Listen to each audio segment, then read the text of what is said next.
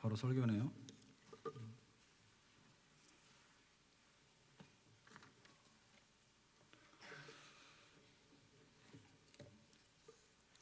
자, 여기 예수님께서 6월절을 지키기 위해서 예루살렘으로 입성을 하셨죠.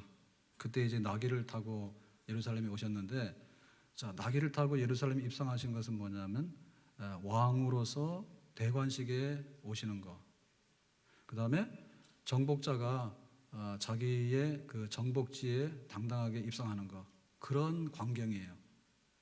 그러니까 6월절에 예수님이 나귀 타고 오셨다라고 하는 것은 왕의 대관식, 이렇게 생각하시면 되겠어요. 그러니까 예루살렘에 있는 사람들의 반응이 뭐였죠? 예루살렘에서 난리가 났죠. 호산나 다윗의 자손이여.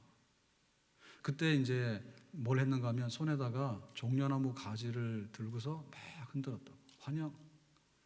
그리고 종려나무는 뭐냐면, 종려나무는 그 이스라엘 유대를 상징하는 나무예요. 종려나무가. 근데 이제 이거를 가지고 흔들었다는 얘기는 뭐냐면, 야, 우리나라에 어떤 그 메시아가 왔다. 그러니까 어떤 우리 민족을 새롭게 회복시킬 메시아다라고 하니까, 그 종려나무 흔들었다는 얘기는 민족주의 열광이라고 보면 됩니다. 민족주의 열광. 민족주의의 그 뜨거운 마음, 우리 예루살렘, 그리고 하나님의 선민, 그 다음에 이 이스라엘의 회복, 이런 거에 대한 열망을 종려나무 가지를 흔드는 걸로 표현했는데, 자, 호산나라고 하는 건 뭐냐면, 호산나, 지금 우리를 구원하소서. 주의 이름으로 오시는 이여 메시아여. 메시아여. 우리를 구원하소서 메시아여. 이스라엘의 왕이시여. 이스라엘의 왕이라는 얘기는, 왕이라고 하는 얘기는 뭐냐면 법원도 아니고, 그 다음에 국회도 아니고, 왕이라고 하는 것은 그야말로 통치 권력을 말하는 거죠. 그러니까 예수님의 그 정치적인 그 영향력, 그거를 이제 우리 민족에게다가 쏟아 부어서 로마를 쳐부시고 우리가 독립을 얻고, 옛날에 다윗 때 전성기였잖아요. 이스라엘의 전성기인 그 다윗 왕국의 재현을 좀 해주세요 라고 노골적인 정치적인 환영 행사로서 받아들인 거예요. 예수님이 나귀 타고 오는 사건을. 그랬을 때 여기 예수님께서 나귀 타고 오시는 의미하고 지금 호산나하고 영접하는 사람들하고는 서로 간에 이렇게 어긋났거든요. 기대가 서로 어긋났어. 그러면 이 받아들이는 사람들은 지금 정치적인 왕으로서 로마를 쳐부시고 다윗 왕국의 재현, 이런 민족주의적인 열망을 가지고 들끓었는데, 사실은 예수님께서 나귀 타고 오신 것은 뭐냐면 말 타고 온 게 아니다 이거죠. 나귀라고 하는 것은 일반 서민들이 데리고 다니는, 사용하는 그런 아주 하찮은 그런 짐승이고, 말이라고 하는 것은 그야말로 왕 내지는 개선장군이 타고 당당하게 들어오는 그런 말인데, 군마, 그게 아닌 거죠. 그러니까 서로 간에 이제 의미가 달랐다는 얘기죠. 그러면 나귀 타고 온 것은 뭐냐면 스가랴서의 예언의 성취다, 구약에. 그러면 구약에서 말하는 메시아는 뭐냐라고 할 때, 일단 간에 그 민족주의에 대한 메시아라기보다는 전 세계에 구원을 줄 메시아다. 그러니까 민족주의 그 이상이란 얘기죠. 그러니까 유대인만을 구원하는 메시아가 아니라 전 세계를 구원하는 메시아다, 나귀 탔다는 얘기는. 그 다음에 이 나귀 탔다는 얘기는 전쟁할 마음이 없는 거예요. 비군사적인 메시아예요. 비군사적인. 그러니까는 무력을 가지고서 싸워서 무력으로 뭔가를 쟁취하는 게 아니라 그야말로 평화롭게 이 모든 하나님 나라를 회복하는 그런 이제 메시아로 온다. 나귀가 비군사적인, 그 다음에 민족주의를 초월하게 되는. 그리고 뭔가 하면 이 나귀는 그 평화의 상징이죠. 그러니까는 예수님께서는 하나님과 우리 사이가 원수지간이니까 하나님과 우리를 화해하게 만드는 사건으로, 화평하게 만드는, 이런 일을 하기 위해서 오시는 메시아다, 이렇게 얘기하는 거죠. 자, 이렇게 되니까 이제 예루살렘에 들어왔을 때 어떤 일이 벌어졌을까라고 할 때, 바리새인들과 유대교의 그 지도자들은 이제는 도저히 그 예수를 살려둘 수는 없겠다. 왜? 이렇게 많은 군중들이, 이렇게 많은 사람들이 정치적인 그 지지를 하고, 그러고는 이제 막 이렇게 하니까, 그럼 우리 유대교는 뭐지? 유대교의 지도자는 뭐 먹고 살아야 돼? 라고 하니까 자기들의 기득권이 이제 한순간에 엎어졌다 보는 거야. 영적 혁명이 일어났다 보는 거지. 그러니까 뭐냐면 예수를 죽여야 되겠다라고 이제 마음을 딱 먹었어요. 그래서 이제 이 마지막 6월절이 이제 시작이 되는데, 이 6월절이 한 주간 동안 되잖아요. 그 마지막 6월절 날 금요일 날 예수님이 죽는 거예요. 6월절 어린 양으로서 준비 기간 끝나고 나서 죽는데, 그러면 이 마지막 6월절 날 이제 예수님께서 하신 일들이 많았는데, 그 동안에 이제 3년 반 동안에 예수님의 그 공생애 동안에 뭐 귀신도 쫓아내고 뭐 병도 고치고 말씀도 하고 산상도 하고 온갖 거 다 했잖아요. 근데 예수님의 생애 마지막 한 주간, 생애 마지막 한 주간에서 하신 일이 제일 많아. 근데 사실은 하신 일도 많지만 제일 중요한 일들을 하셔요. 제일 중요한 일들. 그러니까 그 제일 중요한 일들에 대해서 성경이 많이 기록하고 있어. 그러니까 예수님의 생애 3년 반 동안의 생애를 시간별로 다 쓰는 게 아니라 앞에 조금 쓰고 대부분 뒤에 거 쓰는 거예요. 특별히 요한복음에는 전부 다 이 뒤에 거 한 주간의 그걸 쓰고 있거든요. 자, 그래서 이제 본격적으로 예수님이 십자가에서 고난받고 죽으시기 전에 예루살렘 입성하고 나서 그 한 주간 동안에 일어났던 그 일들에 대해서 이제 말을 하게 되는데, 오늘 20절 가서 보면 이제 이런 말을 시작하게 되죠. 20절 보면요. 명절에 예배하러 올라온 사람 중에, 여기 말하는 명절은 6월절이죠.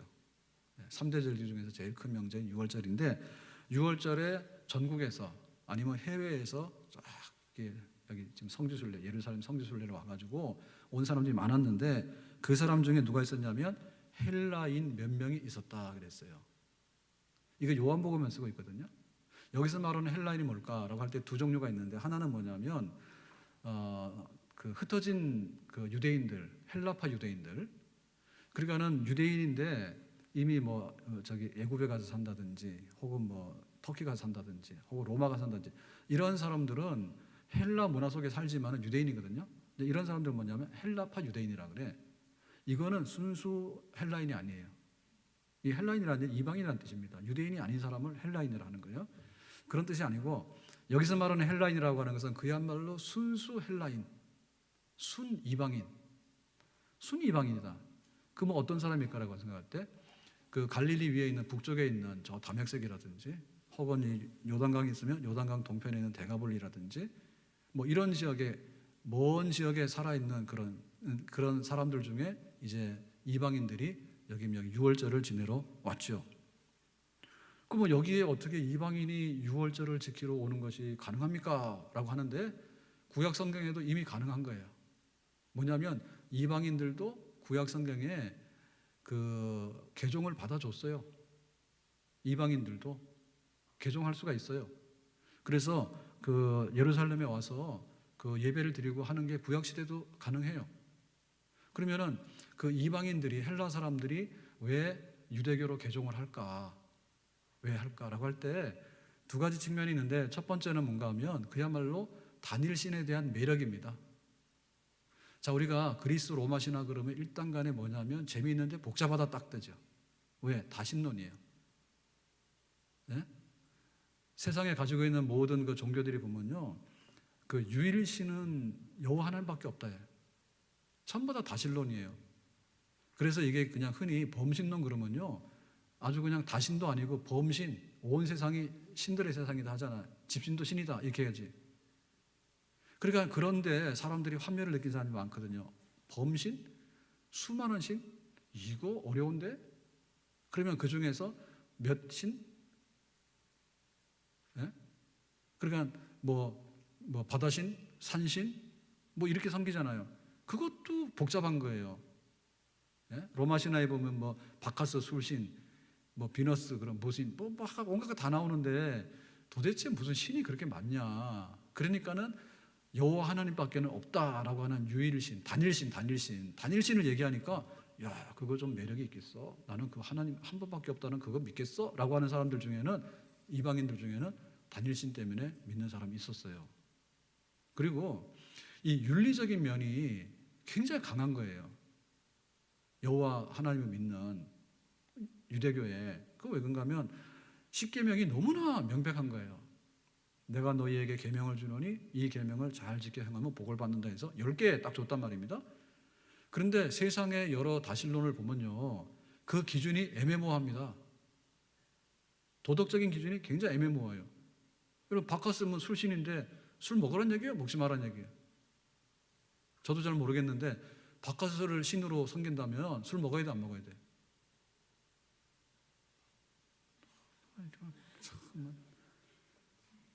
비너스가 미의 여신이에요. 그러면 아름다워야 돼, 안 아름다워야 돼? 그럼 미운 사람도 다 죽어야 되지.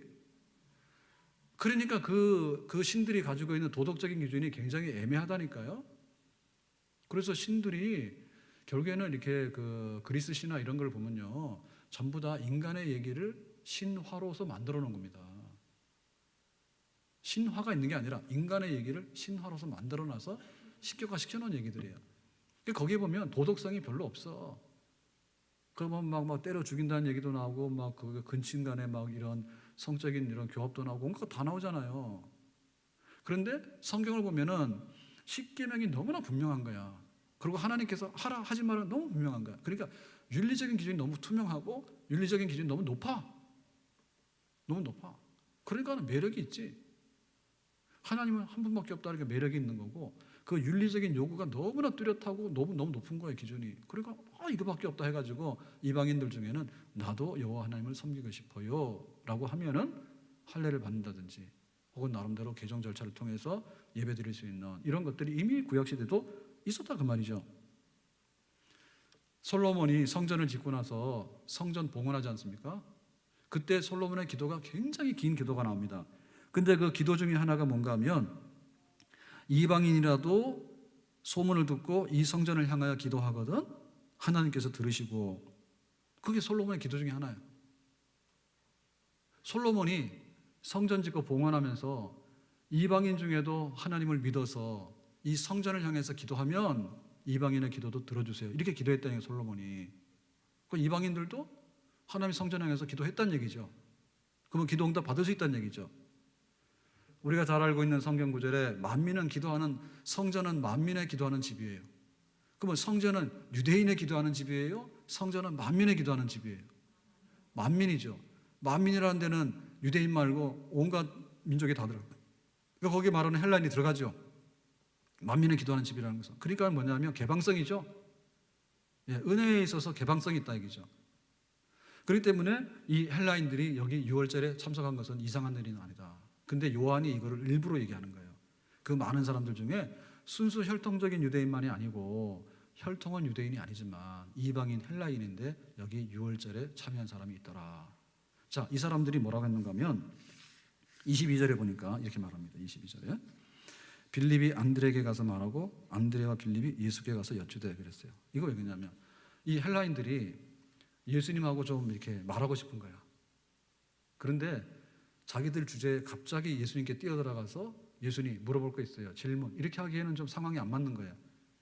그래서 이제 제자 중에 하나를 붙들었어. 그 사람이 바로 빌립이에요. 빌립이 우리 예수님 좀 만나게 해달라 이렇게 하니까 빌립이 뭐라고 하냐면 고민이 될 거 아니에요.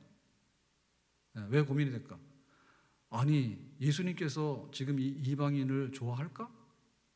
그 다음에 또 이방인하고 만나게 될 때, 지금 6월절이거든요. 6월절이면 자기의 그 몸을 청결하게 해야 돼. 근데 일부러 그 이방인하고 접촉하는 것도 안 할 판인데, 지금 이방인을 예수님 만난다면 예수님이 6월절을 지내는데 불결해지고 문제 생기지 않을까? 이런 좀 고민이 들겠죠. 더군다나 지금 이 이방인들이 지금 여기 성전에 나타났지 않습니까? 그럴 때 지금 예수님을 이렇게 딱 죽이려고 하고 예수님에게 흠을 잡으려고 하는 이 유대교의 그 당국자들로 볼 때는 이게 하나의 빌미가 되겠죠. 예수와 예수의 제자들이 유대 그 이방인들을 끌고 들어와서 성전을 더럽히고, 만약에 막 이런 식으로 얘기하게 되면 곤란한 상황이 벌어지겠죠. 그러니까 빌립이 좋아라라고 예수님께 직접 못 데리고 가고, 이거 어떻게 하지? 그러면 내가 물어봐야 되겠네. 그래서 안드레한테 가는 거예요. 네. 안드레한테 가가지고 이제 이거 어떻게 할까요? 예수님께 지금 가서 말하도록 할까요? 그렇게 해서 그러면 가서 해보자라고 해서 빌립과 안드레가 그 이방인 몇이 예수님 좀 면담 요청하니까 데리고 가서 면담을 하게 되는 겁니다. 자, 23절 보겠습니다. 23절에 다 같이요. 시작. 예수께서 대답하여 이르시되 인자가 영광을 얻을 때가 왔도다. 그러니까 면담 요청이요, 질문이 있어요. 그랬더니 예수님께서 와라. 질문이 뭐냐? 그렇게 말해야 되잖아요. 그러면은 묻는 말에 예수님께서 문답을 하시면 되잖아. 근데 이걸 보니까 아니야, 예수님 우리가 뭐 좀 물어볼 게 있어서 그러고 왔어요 라고 했더니 딱 예수님께서 느닷없이 하시는 말씀이 뭐냐면 인자가 영광을 얻을 때가 왔다 이렇게 얘기하거든. 때가 왔다라고 해요. 때가 왔다는 얘기는 뭐예요? 내가 기다렸다는 거 아니에요. 근데 지금까지 예수님께서는 여기에 대해서 어떻게 했냐면 굉장히 소극적이나 은폐했습니다. 묵묵부답했습니다. 지금이 그때니까. 당신이 메시아입니까? 아니야, 몰라. 다음에 봐. 항상 이렇게 했거든요, 예수님께서. 그 때가 뭐냐라고 말할 때 사람들은 그때 굉장히 궁금했거든요. 왜냐하면 이게 메시아니까요. 메시아인데 메시아의 때라고 하는 얘기는 지금 메시아로서 뭔가를 혁명을 해야 되지 않습니까? 라고 하니까 예수님께서 아직도 내 때가 아니야, 내 때가 아니야. 맨날 그때 말이야. 이거는 예수님께서 이렇게 소극적으로 뒤로 물러섰던 건데, 근데 갑자기 예수님께서 때가 왔다 이렇게 얘기하시는 거예요. 그게 뭐죠? 이게 말하자면 화라산이 폭발한 거죠. 예수님께서 가지고 계시다가 말씀 안 하셨어. 아직도 내 때가 아니야. 계속 이러시다. 이번에 이 이방인들이 찾아와서 예수님 좀 봐요 그랬더니 내 때가 왔다 이렇게 이걸 기회로 이용해서. 그러니까 지금 예수님께서 여기서 쏟아내고 싶은 말은 뭐냐면 그야말로 이제는 내가 공생의 3년 반 동안에 더 이상 질질 끌 필요도 없고 이제 나도 뭔가 행동으로 옮길 때가 왔다고 하는 것을 예수님께서 다 터뜨리시는 거예요. 그러니까 제자들이 볼 때는 예수님께서 왜 이렇게 오버하시지 할 정도로 때가 왔다 이렇게 예수님께서 말씀하시는 거죠. 예수님께서 작심하시고 때를 이제 말하는 거죠. 그랬을 때 그 때가 뭔가 하면 인자가 영광을 얻을 때 이렇게 했거든요. 그럼 인자라고 하는 말은 뭐냐면 사람의 아들 아닙니까? 인자, 사람의 아들인데 이 사람의 아들이라는 얘기는 뭐냐면 하나님과 인간의 중간에 있는 걸 말하는 거예요. 하나님과 인간의 중보자, 하나님과 인간의 화해자, 그게 바로 인자예요. 그러니까 예수님께서 인자라는 거예요. 나는 하나님 아버지와 너희들 사이에 중보자고 나는 하나님 아버지와 너희들 사이에 화해를 만들어내는 피스메이커다, 인자다. 그런데 이 인자의 때가 지금 왔다라고 하니까 내가 인자로서 뭔가를 할 거다 얘기지. 그동안 굉장히 궁금하게 여겼지. 나도 이제는 할 거야. 인자로서 영광을 보여줄 거야. 인자로서 영광을 얻을 거야 라고 하는 겁니다. 자, 여기서 말하는 그 인자로서 영광이라고 하는 것은 뭘까요? 인자로서 영광이라고 하는 것은 곧 십자가의 죽음을 의미하는 거예요. 십자가에 고난받고 죽는 것이 인자의 영광인데 그때가 됐으니까 내가 그것을 실행에 옮기겠다라고 하는 얘기입니다. 그러니까 예수님께서 이 땅에 오셔서 3년 반 동안 사역을 하셨는데 그동안에는 인자의 영광을 보여주지 못했어. 그럼 그동안 한 게 뭐예요? 병 고친 거. 그동안 한 게 뭐예요? 팔복의 말씀, 듣기 좋은 말씀, 교훈의 말씀 이런 걸 쭉 해오셨죠. 근데 이것 가지고는 인자의 영광에 도달하지 못했어. 그러니까 인자의 영광에 그야말로 영광을 보여준다라고 하는 것은 앞으로 할 건데 이거는 십자가에 고난받고 죽는 것이 예수님의 영광이고 하나님께 영광을 돌리는 일이에요. 그러니까 예수님께서 3년 반 동안 하신 일 중에서 제일 클라이막스가 인자의 영광을 드러내는 거예요. 예수님의 영광을 드러내는 거예요. 그거는 중보자고 화해자로서의 일이에요. 십자가에 고난받고 죽으시는 일이야. 지금까지는 안 했어. 그냥 이렇게 살아라. 혹은 내가 병 고쳐줬구만. 그럼 내가 위로해줬구만. 너희도 함께 해줘. 이런 것만 계속했거든요. 근데 이제는 내가 고난받고 죽는 이 일을 통해서 정말 내가 영광을 얻고 하나님 아버지께 영광을 돌리기를 원한다. 마지막으로 내가 클라이막스에 하나님을 향해서 해야 될 일, 아들로서 하나님 아버지께 해야 될 일을 내가 지금 하겠다라고 얘기를 하는 거죠. 그러니까 우리가 하나님의 영광을 드러내는데, 자, 우리가 하나님께 영광 드러내잖아. 그럼 우리는 어떻게 되죠? 미스 코리아 나가서 1등 해야지 하나님께 영광 되지. 2등 하면 안 돼. 그죠? 내가 대학 합격할 때 어떻게 해야지 하나님께 영광 돌려? 전국 수능 시험에 수석 합격해야지 하나님께 영광 되지.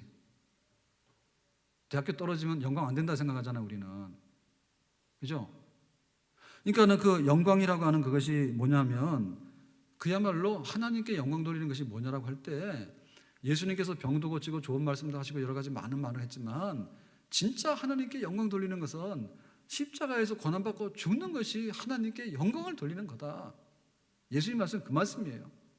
아멘. 왜냐하면 이 십자가의 고난과 죽음이 없으면 하나님께 영광이 안 되고 예수님께도 영광이 안 된다 이게요. 왜냐하면 하나님과 우리 사이에 그 원수지간으로 돼 있고 마귀가 하나님을 대적하고 있는 이런 상황에서 어떻게 하나님의 나라가 회복되어지고 우리가 구원받는가라고 할 때 그거는 십자가의 고난과 죽음밖에는 그 길이 없는 거예요. 그 길을 예수님께서 가시겠다는 거예요. 그러니까 이것이 하나님께 영광을 돌리는 거야. 이게 돈 많이 벌어서 영광 돌리는 게 아니고, 공부 잘해서 영광 돌리는 게 아니고, 얼굴 이뻐서 영광 돌리는 게 아니고, 정말 하나님께 영광을 돌리는 것은 하나님 아버지의 구원하려고 하는 그 일을 위해서 예수님께서 십자가에서 고난의 죽음의 잔을 마시는 것이 하나님의 뜻을 이루기 때문에 그것이 하나님께 영광 돌리는 일이다. 그래서 우리가 예수님의 십자가의 고난과 죽음을 보면서 하나님의 영광에, 하나님의 영광을 볼 수 있는 창문을 보는 겁니다.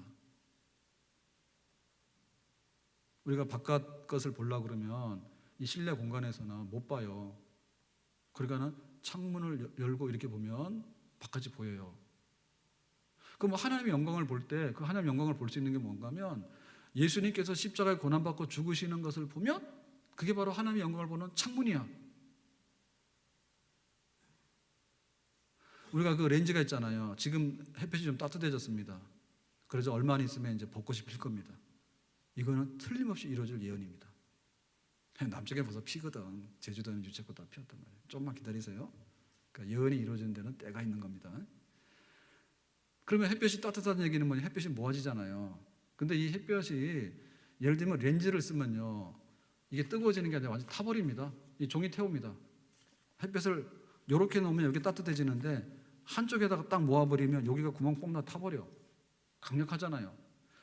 그러니까 하나님의 영광이 온 땅에 가득한데 그 하나님의 그 영광을 볼 수 있는 것이 뭐냐면 예수님의 십자가의 고난과 죽음이라고 하는 이 사건을 통해서 하나님의 영광을 보게 되는 거고, 여기에 하나님의 영광이 초점이 여기 와 있어.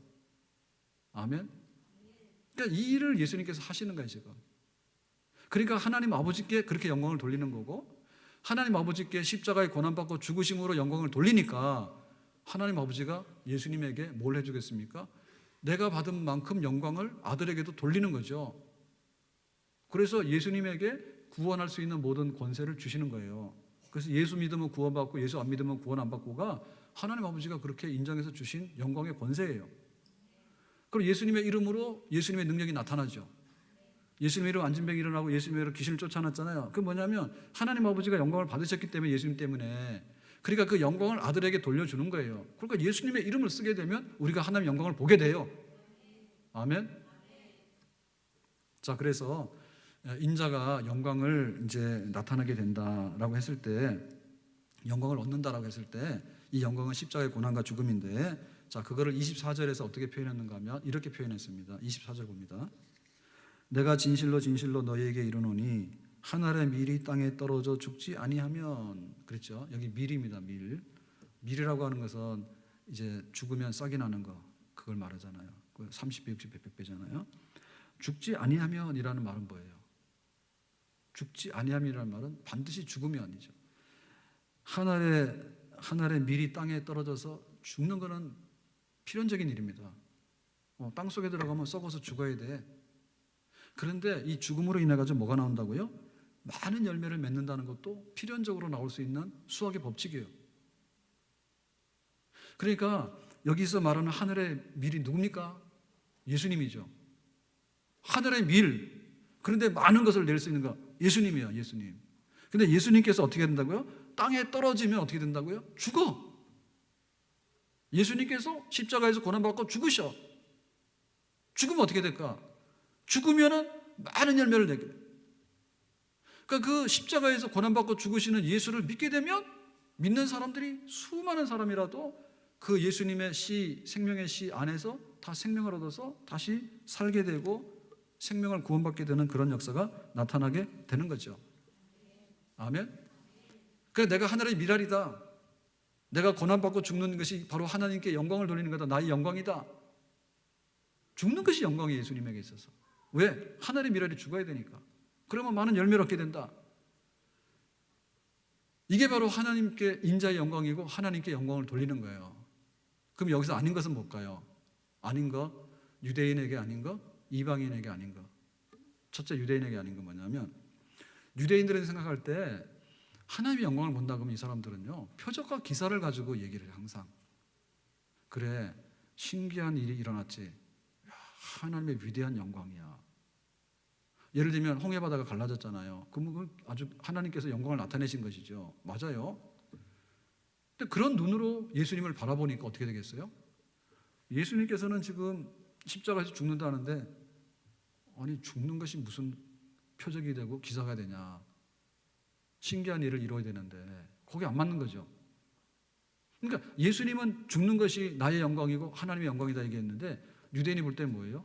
아니 로마를 쳐부시고 우리한테다가 무슨 독립을 준다든지 뭐를 갖다 줘야지 그게 표적이고 기사가 돼서 하나님의 영광이니까 우리가 받아들이지 메시아로, 그런 생각하고 있는 거지 유대인들은. 그 다음에 유대인들이 받아들이는 건 뭐예요? 우리는 하나님 말씀을 받은 선민이기 때문에 하나님 말씀대로 얼마나 열심히 사는지 몰라. 그러니까 우리가 말씀대로 열심히 살게 되면 정말로 하나님께서 영광을 받으실 거야. 만약에 그렇다면 예수님께서는 율법을 달달달달달 외워가지고 율법이 있는 데다 해야 되잖아요. 근데 예수님께서 뭐 했어? 안식일에도 일을 해버렸잖아. 그러니까 유대인들 눈에 보기엔 뭐예요? 우리는 이렇게 열심히 그 율법을 지키는데 예수님께서는 율법 파괴자야. 심지어는 막 성전도 헐면 3일 만에 짓는다 그래. 이 헛소리 아닌가? 이렇게 되니까 유대인 눈에 볼 때 지금 예수님의 하는 그 모든 행적들이 하나님의 영광을 보여 못 봐요. 못 보잖아요. 그리고 옛날에는 막 병든 자를 고치고 귀신을 쫓아내니까 하나님의 영광을 보는가라고 생각했는데, 결국에는 십자가에서 죽는 걸 통해서 인자의 영광을 보여준다니까 유대인들이 볼 때 뭐예요? 땡이나 이러겠지. 아니겠네 이러겠지. 그럼 납득이 안 되는 거죠. 그러면은 이방인들, 헬라인들은 뭐냐면, 헬라인들은 이 이성과 지식을 가지고 논하는 사람들이야. 이성과 지식을 가지고 논하는 사람. 그러니까 하나님에 대한 지식도 인간의 지식의 연장에서 하나님에 대한 지식에 도달할 수 있다라고 생각하는 거예요. 예? 예를 들면 불교도 그런 유가 있어요. 불교에서도요, 자기가 자기 자신을 찾아가는 그런 자기 자신에 대한 지식이, 명상이 깊어지게 되면 신의 세계에 도달하고 구원받는다는 거 아니에요, 불교도. 헬라 철학에도 그게 있는 거예요. 그러니까 굉장히 지식이 높으면, 예를 들면 과학적인 지식이 있지 않습니까? 과학적인 지식이 있으면 이거는 물리화학적인, 생물학적인 현상을 가지고 설명하는 거예요. 그거 당연하죠, 그죠? 그런데 하나님의 영역과 하나님의 그 속성에 도달하는 것도 인간의 지식으로 가능하다 하는 거야, 이 사람들이. 그러니까 그런 관점에서 볼 때 이 예수님의 십자가는 뭐예요? 하나도 흥미가 없는 거예요. 왜냐하면 이건 로마법을 어겨서 사용당하는 처형이지, 이게 뭐냐 그지? 헬라인의 지식인으로 놓고 볼 때는, 아니 죄수가 죄지어서 처벌받는데 거기에 무슨 고상한 지식이 있어서 하나님의 본질적인 신의 세계에 대한 지식을 논할 수 있는 데까지 가겠냐는 거, 이건 너무나 터무니없는 거죠. 아주 유치원도 안 되는 그런 어떤 지식의 그 어떤 레벨로 볼 때는, 뭐 죄수 하나가 십자가에 죽었는데 그걸 통해서 무슨 하나님과 화해가 이루어지고 구원이 이룬다 한다라고 할 때, 지식적인 입장에서 볼 때 어때요? 말도 안 되는 하등한 지식이죠, 지금 이게. 그러니까 헬라인들은 십자가의 고난과 죽음을 보면서, 야, 그거 굉장히 하등하고 말도 안 되는, 우리로 말할 때는 도무지 이건 초등학교 수준도 안 되는 이런 걸 가지고 우리한테 지금 뭘 말하네? 이렇게 보는 거고, 유대인들이 볼 때는 뭔가 뚜렷한 표적과 기사가 나타나서 깜짝깜짝 놀라게 하고, 예를 들면 우리의 숙명인 로마를 쳐부셔서 독립을 주는 그런 행위를 해야 되는데, 못 너무 로마법에 따라서 십자가에서 처형당하는 주제에 아무것도 못하는 주제라고 말할 때 그 영광을 읽을 수 있겠냐 이기죠. 그게 바로 하나의 미랄이라는 얘기예요. 하나의 미랄이 죽는 것은요, 유대인이 볼 때는 너무나 그 표적이 아니고 헬라인이 볼 때는 너무나 무식하고 천한 것처럼 보인다니까, 매력이 없어. 그런데 할지라도 하나의 미랄이, 예수님께서 십자가에 고난받고 죽으시는 사건이야말로 예수님의 영광이고 하나님 아버지께 영광 돌리는 일이다. 아멘. 예수님의 영광은 십자가의 고난과 죽음에 있는 거예요. 교회의 영광도 십자가 메고 죽는데 교회의 영광이 있는 거예요. 우리들의 영광도 고난받고 그리스도를 위해서 죽는데 우리 신자들의 영광이 있는 거예요. 우리는 그냥 세상의 성공주의나 물질주의에 편승해가지고요, 내가 성공을 하면 하나님께 영광을 돌렸다는데, 하나님께 영광을 돌리긴 하는데 그 영광의 본 바탕은 예수님께서 고난받고 죽으시는 사건에 동참하는 것이 진짜 하나님께 영광을 돌리는 일입니다. 아멘. 우리가 세상의 지식을 많이 논하잖아요. 교회 갔더니 유명한 교수들도 있고 배운 사람도 많더라라고 하는데, 그게 쓰잘데없는 거야. 하나님과 화해할 수 있는 것은 예수님의 십자가에 고난받고 죽으심 밖에는 화해할 수 있는 길이 없기 때문에 그것이 최상의 지식이 되는 겁니다. 아멘. 자, 그래서 이렇게 되는데, 그러면 이 하늘의 미랄이 떨어져서 죽는 것이 인자의 영광, 예수님의 영광이고 하나님께 영광이고 우리에게 많은 사람을 살릴 수 있는 길이다라고 얘기를 하는데, 이게 어디서 나온 거냐, 도대체 뭘 근거로 그렇게 말하는 거냐라고 할 때 성경의 근거가 있죠. 그게 뭐냐면 이사야서의 예언인데요. 이사야서 이렇게 나왔습니다. 그 종은 하나님의 백성을 위해서 너무나 심하게 고난을 받은 나머지 그 얼굴이 타인보다 상하였고 그 모양이 인생보다 상하였으나 또한 동시에 높이 들려서 지극히 존귀하게 되었도다.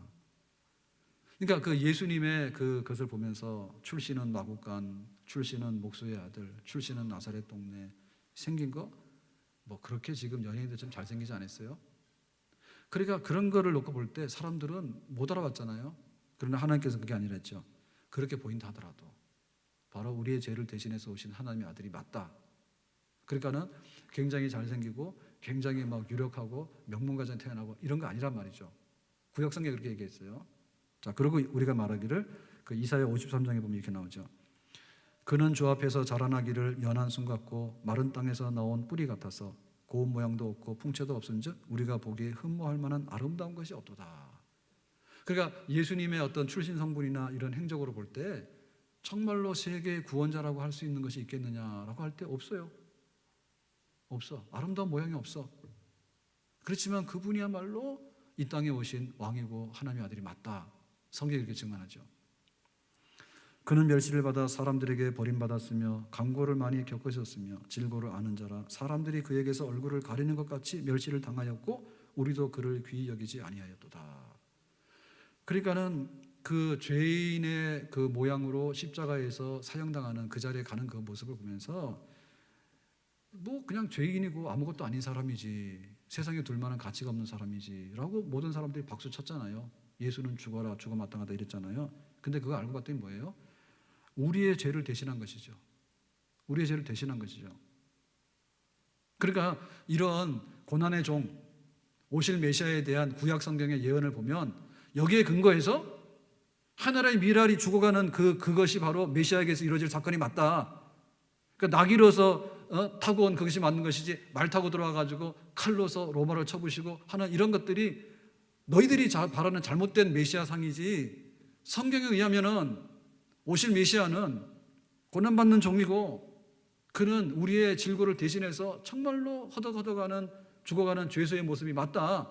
그러나 실상은 하나님께서 우리의 죄 때문에 예수님에게 그것을 덮어 씌운 것이고 대속하라고 하신 것이다. 아멘. 이 근거 때문에 예수 나를 위하여 십자가를 질 때 저 무지한 사람들 메시아 죽여, 예수여 다 같이 합시다. 예수여 예수여 나의 죄 위하여 보배 피를 흘리니 죄인 받으소서. 아멘. 예수님께서는 열렬한 환영을 받았지만 뿌리치셨어요. 너희들이 하라는 대로 해서는 내가 구원을 못하니까 정말 세상 죄를 지고 간 하나님의 어린 양으로서 내가 이 십자가의 고난을 받아들이는 것이 나의 영광이다. 십자가의 영광을 나는 기쁨으로 받아들이겠다. 그리고 그 영광의 보좌, 왕이 앉는 보좌는 바로 십자가거든요. 예수님께서 이 십자가를 보좌로 하시고 영광으로 하시고 가셨어요. 우리들도 이 예수님을 영접하고 또 예수님의 뒤를 따라가는데 정말 예수님의 사람, 그 십자가의 고난과 죽음의 의미를 안고 이로 인해서 우리가 구원받았다고 하는 이거를 확신하고 따라갈 수 있는 그리스도의 사람이 다 될 수 있기를 예수님의 이름으로 축복합니다. 우리 교회의 영광이 뭐냐면 십자가야. 그래서 십자가 서 있는 거야. 내 신앙생활의 영광이 뭐냐면 십자가야. 우리가 성공주의가 아니에요. 내가 성공을 해야 되고 내가 잘 살아야 되고 내가 뭐 해야 되고, 그보다도 더 중요한 것은 내 속에 십자가가 있는가, 그게 중요한 거예요. 내 속에 십자가가 있는 게 나의 영광이야. 대접받는 교회가 어떻게 교회를 할 수 있는가 말이야. 대접받는 교인은 어떻게 교인을 할 수 있어요? 와서 그냥 십자가 지고 가는 거야. 그것이 나의 영광이야. 십자가를 안 지어주면 나를 욕되게 하는 거야. 십자가를 안 지어주면 나를 욕되게 하는 거야. 십자가 지고 가는 것에 영광이 있고 하늘의 미랄이 땅에 떨어 죽는 곳에 100배의 열매가 있고 많은 열매가 있다지 않습니까? 우리의 삶은 하늘의 미랄이 되는데 우리의 삶이 있는 줄로 믿습니다. 하늘의 미랄이 될 때 우리가 세상적으로도 하나님 앞에서 인정받는 그런 게, 내가 썩어질 생각 안 하고 남들을 썩게 만드는 그런 걸 해가지고는 안 되지. 안 되죠. 사순절 기간이고 다음 주 고난 주간인데 우리가 다시 한번 정말 예수님께로 돌아가는 그런 역사가 있기를 바랍니다. 예수님께로 돌아가자.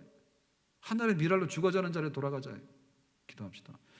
오늘 주신 말씀과 같이 예수님께서 하늘의 미랄 되신 것 같이 우리도 하늘의 미랄이 되기 원하고, 십자가는 고난과 죽음의 십자가가 아니라 그야말로 영광의 십자가인 것을 알아서 십자가 매는 저희들이 되기를 원합니다. 진실한 그리스도인이고 진실한 교회 자리에 우리를 세워주시기를 바랍니다. 예수님의 이름으로 기도하옵나이다. 아멘.